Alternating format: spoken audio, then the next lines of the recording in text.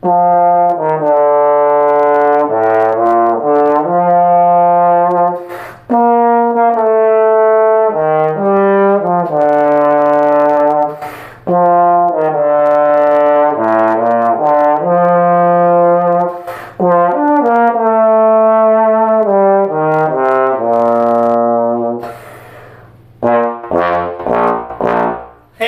YouTube, it's Aiden / Just Aiden here with seriously another equipment update. I just keep buying things and stuff just keeps coming my way.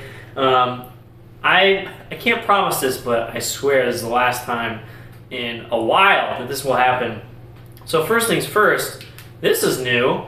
This is my new bass trombone, which is some parts that I already had and some parts that I didn't already have, kind of put together. Basically the only thing that I was using before in this setup is the mouthpiece, my get a grip, and this tuning slide, which you guys might recognize as my silver tuning slide from basically like 3 horns ago. It's the only one that I had around that I really wanted to hack up, because this is now a reverse tuning slide. It has the female leg on the lower leg here instead of the male leg flipped around. And it's also a Getson / Edwards part, which is larger than a Bach part. These are the Meinl-Schmidt open flow valves that I bought. This is my Edwards B502 slide with my Bach 50 lead pipe. I traded this for an Edwards slide, an Edwards single bore slide, which is a little different. It had yellow outers and a nickel crook. And of course my last horn did not play well with single bores at all. Like everyone that I tried made the horn just so much worse. And so I just stopped even trying. I only used my Edwards and my Sharps dual bores on it. And this has just kind of languished. I used it on the 50A3 for a hot second, and I couldn't really decide which slide was better. That horn just was so weird. And right now, this works really well. And I think the Shire slide actually doesn't fit this receiver super well. So I think I'm just going to use this slide. Single bore slide, back to single bores again. And this is the cheap Bach 50 Corporation bell that I bought, and I've had it cut, so now it's a screw bell. My other bell, of course, is my not as cheap Corporation Bach 50 bell, and I can use either one of these. I'm just in the middle of trying out this new stuff, and I was like, I'll put on the cut bell to see how they compare. Obviously, it's a little heavier, the bell is, than my other bell, but it doesn't play that differently. The last screw bell that I had was really heavy. It started out heavy, and so when I put a screw ring on it, it kind of was just too heavy for a lot of things. Kind of inflexible, really good at like playing loud and just making a huge sound. Not great at playing soft, kind of doing nuanced things. This kind of just seems to do all of it, and it's got a screw ring, so I can put it in a small case. A couple issues with this I have is that the F valve throw is really long. I'm not sure. My other tech, Ben Hansen, did the G flat lever, which is awesome on this horn, but he didn't do the F valve, and this one is just a really long throw. And of course, with my get a grip, if it's in the wrong place, then I can't play.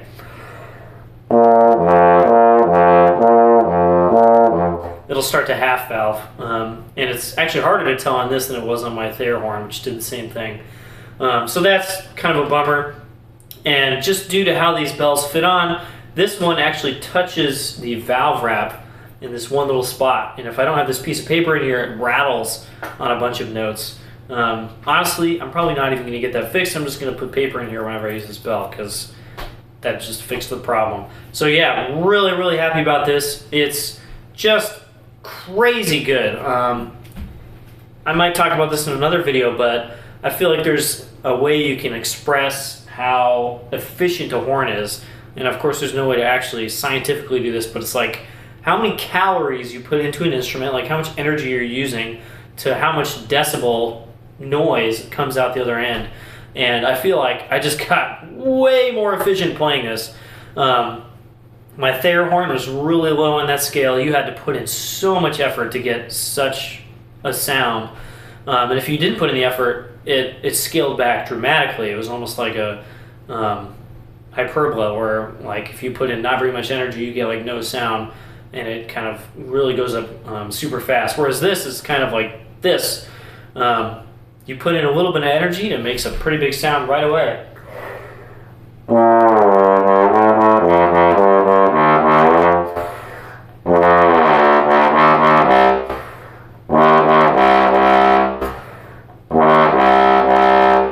Like the C just feels so good. I can just relax into it. It makes a huge sound. I can lean on it and it still makes a big sound. It doesn't just kind of go harsh. It's actually more even than my Thayers in that regard.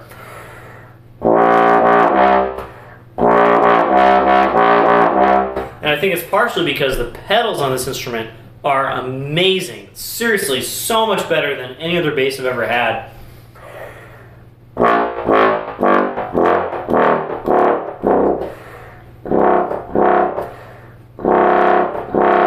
Just so easy to play.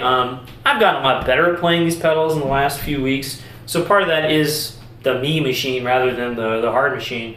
But this really is way easier, and I'm really happy about that. Upper range.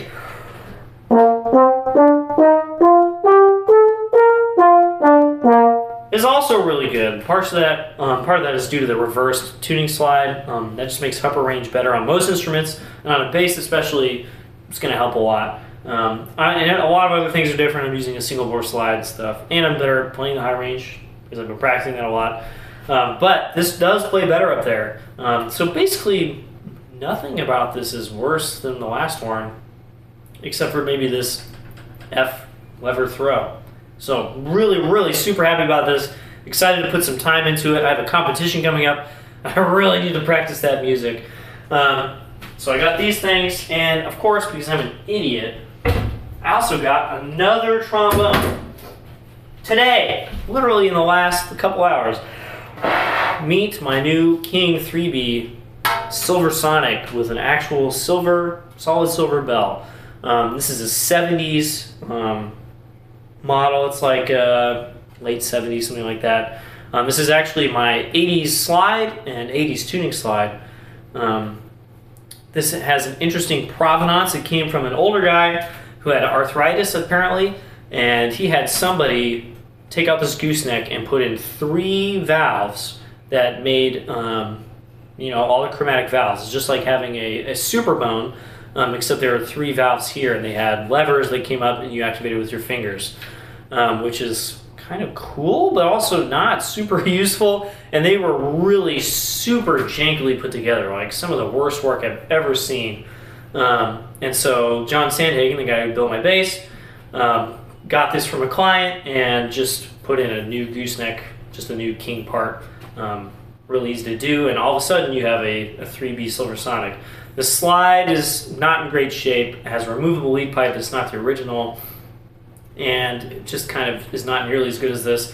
And the tuning slide has a thin spot and doesn't have a counterweight. So I'm using my slide and counterweight, and holy crap, this bell is awesome.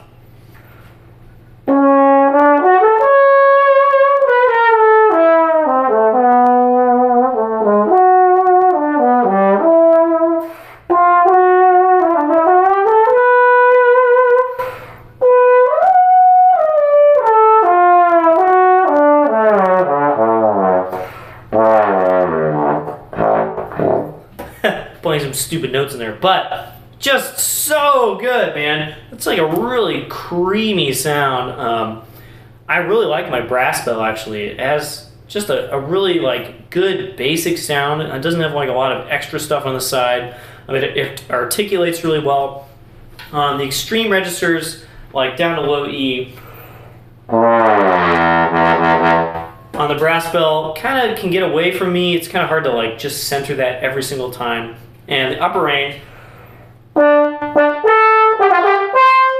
playing loud on the brass bell, I can do it. It just takes a little more like searching, a little more finesse. And honestly, I could just play that for the rest of my life and I'd probably be pretty happy. And then I played this and I went, oh, so this is just that much better.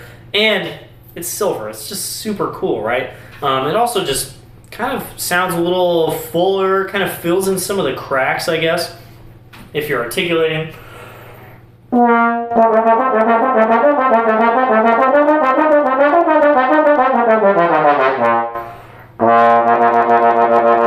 Just feels really good to articulate, and I feel like I can play legato on it just a lot better. So we'll see. I got this for pretty cheap. I'm really excited about it. I'm going to use it at work. I'm just not sure if I can use this everywhere. If I can use this everywhere, I might sell the other 3B that I have. So super excited about this, to finally have like a silver bell. I've always wanted to have one of the fancy solid silver bells, and yes, this is solid silver, one giant hunk all the way up to here. Very excited about this. It is heavier. Without a counterweight, I can't play this. It's just front heavy. Even with a counterweight, it doesn't balance back like I'm used to.